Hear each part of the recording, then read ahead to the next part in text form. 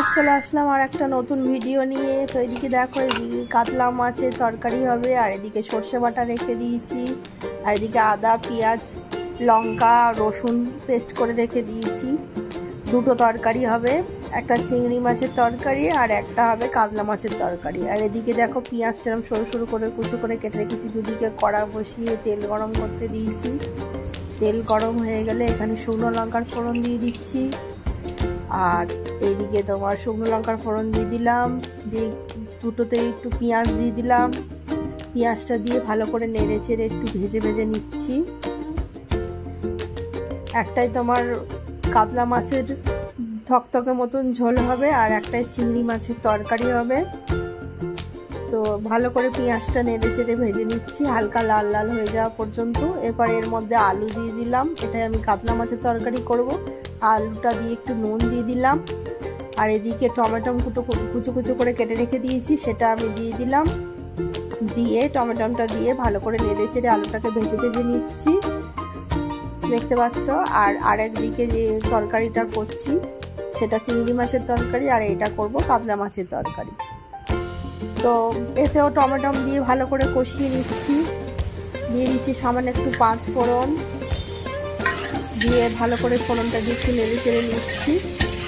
অনেক সময় ফোড়নটা আগে দিলে পুড়ে যেতে পারে, তাই জন্য পেঁয়াজ আলু ভালো করে ভেজে নিয়ে ফোড়নটা দিলাম, দিয়ে ভালো করে নেড়ে চেড়ে নিচ্ছি। আর এদিকে কড়ার মধ্যে পেঁয়াজ টমেটো দিয়ে ভাজা ভাজা হয়ে এলে একটু কালো জিরে দিয়ে দিলাম।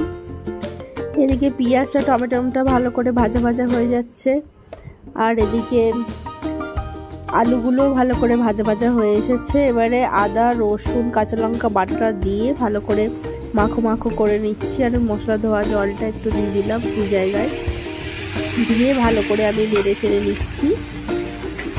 এই মশলাটা কষানোর উপরেই তরকারিটার টেস্টটা নির্ভর করে, তাই মশলা যত ভালোভাবে কষাবে তরকারিটা খেতে কিন্তু ততই সুন্দর লাগবে। দিয়ে দিচ্ছি 1 চামচ হলুদ গুঁড়ো, দু জায়গায় 1 চামচ হলুদ গুঁড়ো দিয়ে দিলাম। 1 চামচ করে করে কাশ্মীরি লঙ্কার গুঁড়ো দিচ্ছি। তো এখানে কাতলা মাছের ঝোলের জন্য কাশ্মীরি লঙ্কা দিলাম, আর এখানেও কাশ্মীরি লঙ্কা দিলাম। দিয়ে ভালো করে মশলাটাকে কষিয়ে নিচ্ছি যতক্ষণ না তেল ছেড়ে আসে। এবার একটু জল দিয়ে দিলাম। জলটা দিয়ে আমি যে চিংড়ি মাছগুলো ভেজে তুলে রেখেছিলাম সেই চিংড়ি মাছগুলো দিয়ে দেবো। এটা আমি চিংড়ি মাছ দিয়ে সর্ষে বাটার যে ঝালটা সেটা করব।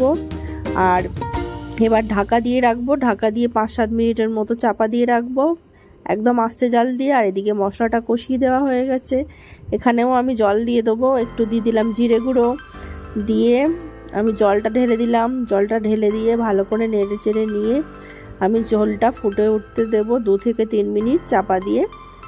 ঝোলটা যখন ফুটে আসবে এবং আলুটা সিদ্ধ হয়ে যাবে তখনই আমি কাতলা মাছটা দিয়ে দেবো। তো এখানে পরিমাণ মতন জল দিয়ে চাপা দিলাম। আর এদিকে দেখো, এদিকেও মশলাটা চিংড়ি মাছের সাথে ভালো করে কষানো হয়ে গেছে, পেঁয়াজটা সিদ্ধ হয়ে গেছে। এবারে যে কাঁচা লঙ্কা নুন আর সর্ষে গুঁড়োটা রেখে দিয়েছিলাম ভিজিয়ে, সেটা আমি ঢেলে দিলাম। দিয়ে ভালো করে নেড়ে চেড়ে নিয়ে এটাকেও আমি আবার 2 থেকে 3 মিনিট মতন ঢাকা দিয়ে রেখে দেবো। যখন তেল ছেড়ে আসবে তখনই এটার টেস্ট খুব সুন্দর হবে। তো এইভাবে দিয়ে এর মধ্যে দিয়ে দেবো 2 চেরা কাঁচা লঙ্কা, এখানে পাকা কাঁচা লঙ্কা ছোট ছোট দিয়ে দিলাম। আর দিয়ে দেবো 1 চামচ মতন সর্ষের তেল, তাহলে কি এটার তিতকুটে ভাব হবে না। তো এইভাবে তোমরা সর্ষে বাটা দিয়ে চিংড়ি মাছের ঝাল রান্না করে খেয়ে দেখবে, খেতে কিন্তু জাস্ট অসাধারণ লেগেছিল। তো এইভাবে দিয়ে এবারে আমি সর্ষের তেলটা দিয়ে দিচ্ছি, দিয়ে আমি ঢাকা দিয়ে দিলাম। আর এদিকে দেখো মাছ দিয়ে দিলাম। মাছটা দিয়ে আমি আলুটা সিদ্ধ হয়েছে কিনা দেখে নিয়ে তারপরে মাছটা দিয়েছি। মাছটা দিয়ে আবার কিছুক্ষণ ঢাকা দিয়ে রাখবো যাতে মাছটা একটু নরম হয়ে যায়। মাছটা নরম হয়ে আসলে আরও 2টো মশলা আছে যেটা দিলে এটার স্বাদ আরও দ্বিগুণ বেড়ে যাবে। তো এভাবে কিছুক্ষণ ঢাকা দিয়ে 2-3 মিনিট মতন ফুটিয়ে নেওয়ার পরে আমি দিয়ে দিলাম সামান্য একটু জিরে গুঁড়ো আর একটু গোলমরিচের গুঁড়ো আর একটা কাঁচা লঙ্কা চিড়ে দিয়ে দিলাম।